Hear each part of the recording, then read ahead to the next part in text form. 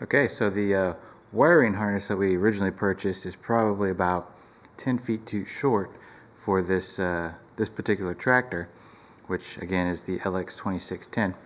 So what I'm doing is I'm having to create my own wiring harness, because I'm going to go underneath, up the ROPS, and remember there's 4 lights, so that's going to be 4 individual little wiring harnesses I'm going to make.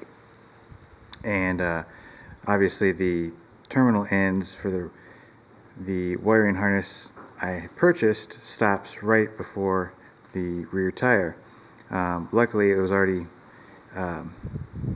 pre-made, so all I have to do is get a couple of connectors and some wire and make my attachments, which I will then put into some wire loom and go up underneath, up on top. And just to show you what I'm doing with the making my own harness, I'm sticking to the red and black color scheme.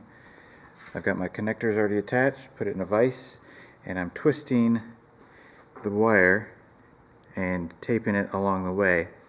And on the other end over here, I'm using another tractor to hold the wire because it's about 10 feet long.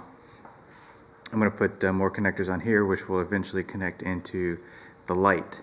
Now this again, I'll have 4 separate pieces, and I will end up putting this in a wire loom so it's not visible.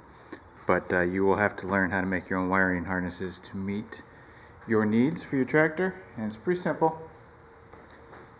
So just keep in mind, you're going to have to do some proper measurements if you don't pre-cut your wire. And if you do pre-cut your wire, make sure you cut it a little bit longer than you'll need, because you may make a mistake up top. Alright, so we're going to continue on with this, and I'll show you the next step in a few minutes.